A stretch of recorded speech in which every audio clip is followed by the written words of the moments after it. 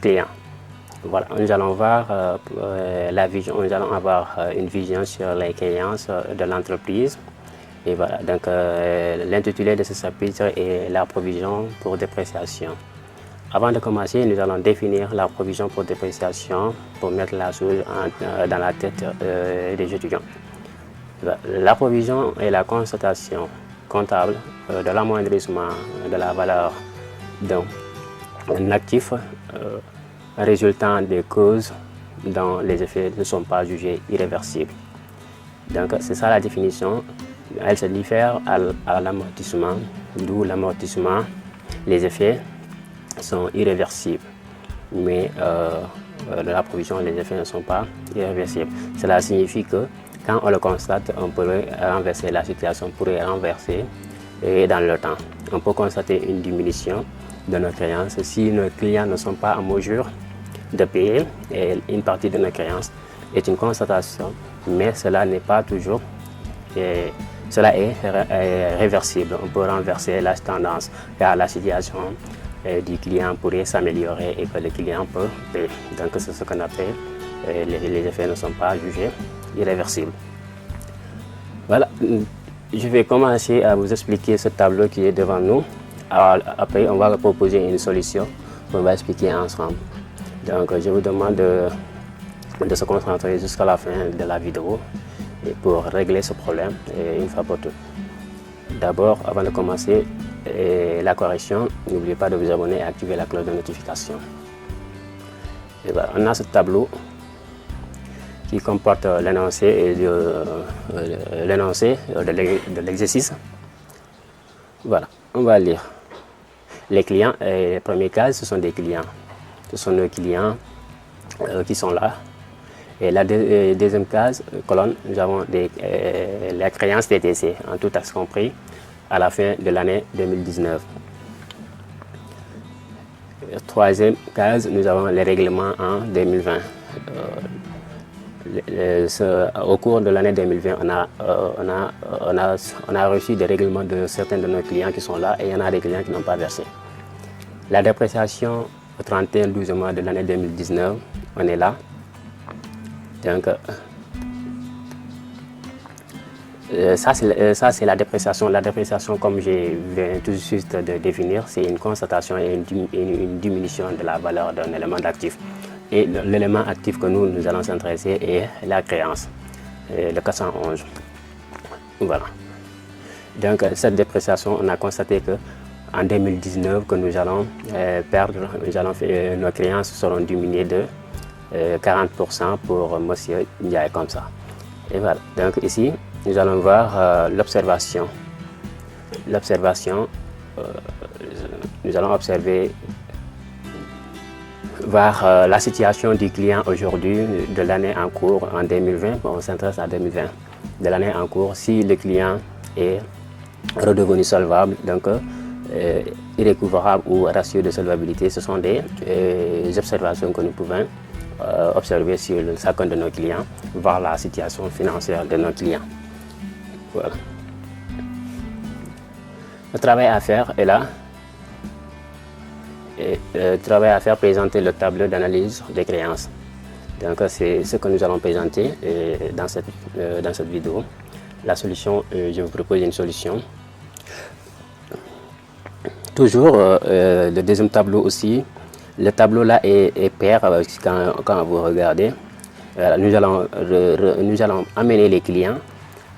Nous avons 5 clients de l'entreprise. On a ces clients et on a les créances.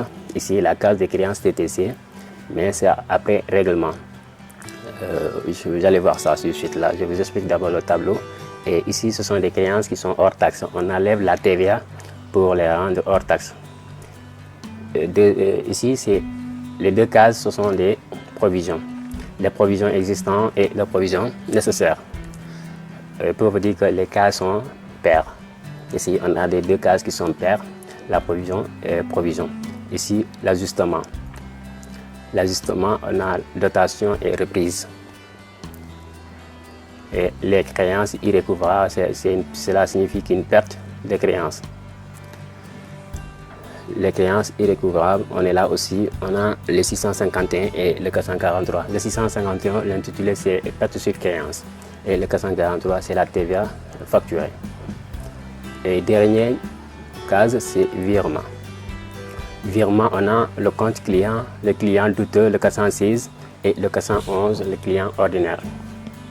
Voilà, donc le tableau se présente toujours comme ça pour la dépréciation des clients. De ce tableau d'analyse se présente comme ça. Nous maintenant, on va voir la solution. Déjà, on a les chiffres à l'intérieur de ce tableau. Donc, c'est ce que je vais vous montrer. Je vais vous expliquer comment on a trouvé ces valeurs, comment on fait pour trouver aussi ces valeurs. Voilà. Donc, on s'intéresse au premier client qui est là, Moussa Ndiaye. Voilà, Moussa Ndiaye est un client de l'entreprise. On regarde le tableau de la ligne de Moussa Ndiaye. On est là, Moussa Ndiaye, la créance de l'année 2019 était de 2 725 800. Maintenant, n'oubliez pas qu'il y a un règlement qui a été effectué en 2020. Donc pour 2020, ce que nous allons s'intéresser, nous allons faire la créance de 2019 moins les règlements de 2020. On aura, quand vous faites ça, vous prenez ça. Donc je vais changer la couleur pour que moins ça. Créance TTC moins règlement de l'année. Donc on aura la créance existante. Voilà, donc les 896, 800, ce sont des créances, la créance existante. Maintenant, la créance existante, c'est ce que nous allons faire, la TVA. Nous allons calculer la TVA hors taxe, le montant hors taxe, enlever la TVA. Donc, quand on enlève la TVA de 886, 800, ça va nous rester 760 000. La créance hors taxe.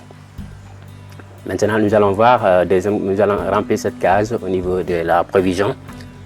Voir est-ce qu'il y a une provision existante. La provision existante est là. C'est 924 000. Maintenant, comment on a trouvé ces 924 000? On regarde maintenant ici, parce que les provisions existantes, on nous donne, si on ne nous donne pas, on calcule. Donc, la première ligne, ce qui concerne Moussa Ndiaye, on nous a donné 40% de créance. Voilà. Ça veut dire les 40% de créances, ce sont des dépréciations, la provision existante. Donc on va calculer. Maintenant, comment calculer cette provision existante? La provision existante, on se base à la créance existante de l'année 2019. L'année 2019, vous allez calculer sur l'année 2019. Maintenant, l'année 2019, vous prenez le montant hors taxe, ce qui est là, le montant hors taxe, et vous multipliez par 40% avant règlement. C'est le montant, autrement dit, c'est le montant avant règlement multiplié par le montant hors taxe avant règlement multiplié par le taux de dépréciation. Et ça va nous donner 924 000. Voilà. On a 924 000. Dotation, ajustement. Signifie, nous allons ajuster, faire la prévision nécessaire moins la prévision existante, c'est ce qu'on appelle ajustement. Si on trouve une valeur positive, cela veut dire qu'on a une dotation.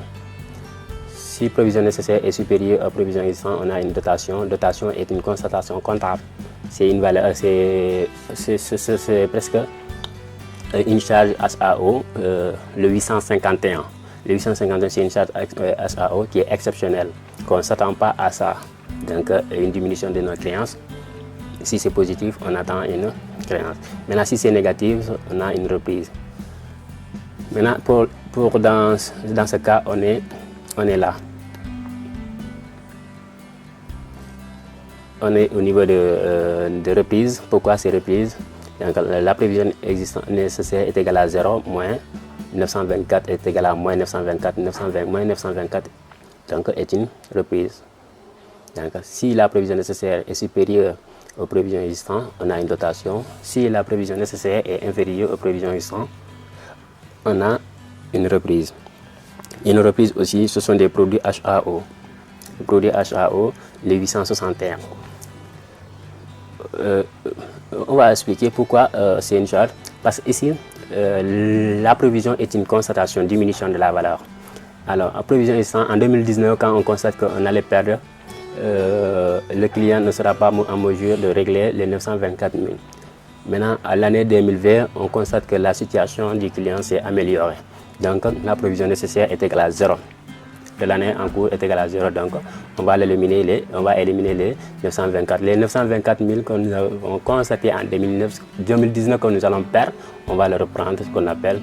Parce que aussi en 2020, on ne savait pas qu'on allait reprendre ça. Mais du coup, on a repris ça. Ça ne sera plus une perte, mais ça sera la reprise. C'est pourquoi on a une reprise et c'est un produit HAO exceptionnel. Donc on a viré le montant total ici, dans le 411. Le 411, ce sont des clients ordinaires. Et voilà. Pourquoi le 411, on a viré?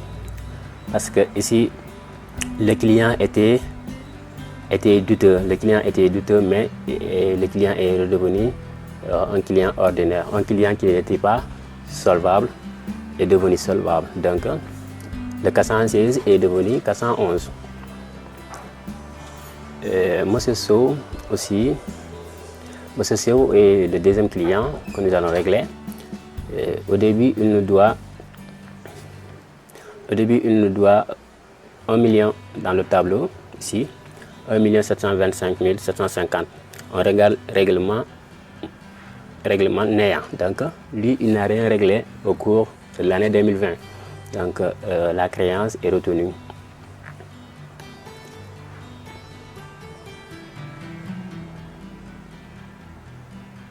Voilà, la créance est retenue de 1 725 750. Nous allons rendre cette créance en hors taxe. Hors taxe, ça donne 1 462 500. La provision nécessaire. La provision nécessaire pour trouver, il faut regarder ici l'observation. S'il y a l'observation, s'il y a une provision nécessaire, on calcule la provision nécessaire. Maintenant, ici, on a dit que ce client est irrécouvrable. On n'a pas douté. On dit que c'est irrécouvrable. Donc, le client n'est pas solvable. Donc, cela veut dire qu'il n'y a pas de provision nécessaire. Et on regarde ici la provision existante de 1 750 000. La provision existante est de 1 750 000. Je change la couleur et voilà. Maintenant, on calcule la dotation. L'ajustement, provision nécessaire moins reprise est égal à moins 1 250 000 est une reprise. Comme que c'est une perte, nous allons constater la perte. Ici, dans le 651. 651, c'est une perte totale de la créance. On ne peut pas récupérer. Donc, on est sûr et certain qu'on a déjà perdu cette créance.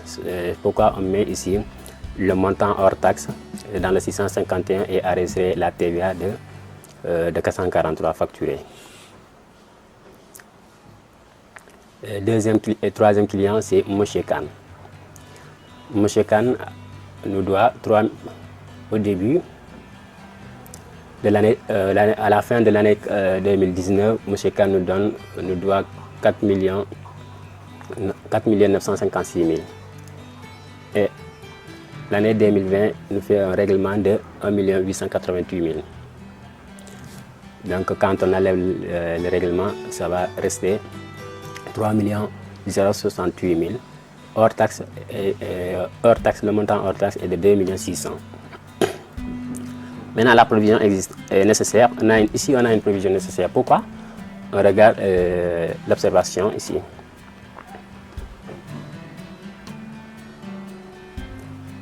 Observation. Ratio de solvabilité 60%. Donc, ce ratio de solvabilité est égal à 60%. On comprend que la solvabilité, le ratio de solvabilité est égal à 100%. Si le ratio de solvabilité est égal à 100%, donc le ratio d'insolvabilité est égal à 0%. Pour maintenant calculer le ratio d'insolvabilité est égal à 1 moins ratio de solvabilité. Donc le ratio de solvabilité est égal à 60% et la formule est le ratio d'insolvabilité est égal à 1 moins la solvabilité. 1 moins 0,6 est égal à 4. Donc le ratio d'insolvabilité est égal à 40%. Signifie que à l'année 2020, on constate que le client va perdre 40% de la créance du client CAN. Donc 40%. Le ratio, ce provision nécessaire, comment on le calcule? La provision nécessaire est égale le montant hors taxe après règlement, montant hors taxe de l'année 2020, ce qu'on appelle après règlement, multiplié par le taux d'insolvabilité. Quand on fait ça, nous allons trouver 1 040 000. Ici, la provision nécessaire existante est égale à 0. Vous voyez, c'est néant. Donc la provision existante est égale à 0. Donc c'était un client qui est ordinaire, qu'on n'avait pas doté de ce client à l'année 2019, mais l'année 2020, on a su que la situation du client n'est pas favorable. Donc on a constaté qu'on allait perdre ce montant. Maintenant, on calcule l'ajustement, on fait l'ajustement, provision nécessaire moins 1 040 moins 0 est égal à 1 040, c'est positif, donc c'est une dotation. Cela signifie qu'on a une charge exceptionnelle, HAO. Voilà. Donc, ici, nous allons virer le montant dans le cas 116. Je vous explique pourquoi on vire ce montant dans le cas 116. Parce que le client n'avait pas de provision existante, donc on ne doutait pas le client. Donc c'était quand on n'avait pas de client de provision existante, cela signifie qu'on est un client ordinaire, dans le cas 111. Maintenant, quand on va constater en 2020 que le client n'est pas solvable, ne peut pas régler la totalité de nos créances, devenu un client douteux. Donc le client douteux est le cas 116. On l'a reste au niveau du cas 116, c'est pourquoi on l'a inscrit dans le cas 116. Et voilà. On va maintenant voir le client suivant. Le client suivant s'appelle Monsieur Calais. Lui, il est insolvable. Donc, quand on regarde au niveau de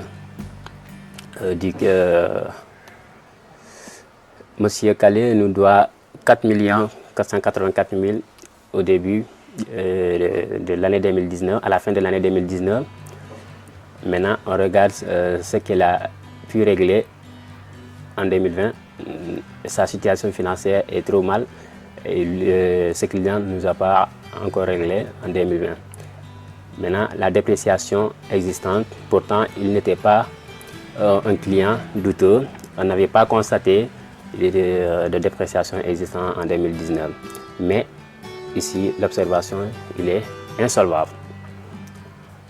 Vous voyez, on a bien lu le tableau là. Maintenant, nous allons calculer maintenant. Et voilà. Pour caler de 4 484, le montant hors taxe est égal à 3 800 000. Alors, la provision nécessaire est égale à 0.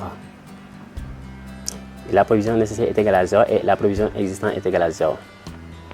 On n'a rien. Parce que l'année 2019, il n'avait pas de créance et on a vu aussi que l'observation, pour trouver la prévision nécessaire, on regarde l'observation. L'observation nous a dit qu'il est insolvable. Donc quand il est insolvable, ce n'est plus une constatation, mais on sait qu'on a perdu la totalité de notre créance de ce monsieur. Voilà. C'est pourquoi la dotation aussi, il n'y aura pas de dotation ni de créance, ni de reprise. Maintenant, on aura ce qu'on appelle une perte totale de la créance dans le 651 et la TVA de 443.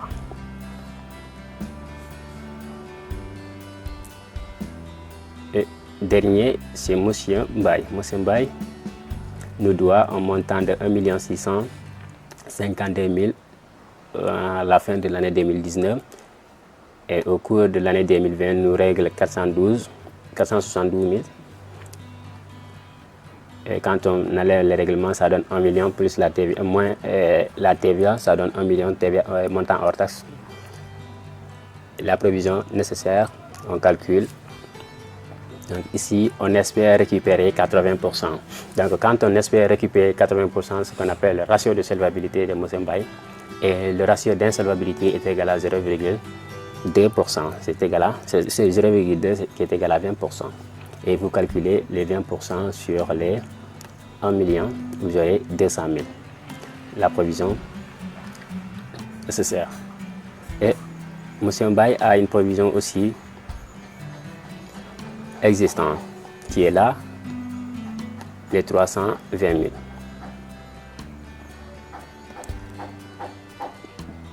Maintenant, on ajuste 320 000 moins 200 000 moins 320 000 est égal à moins 120 000.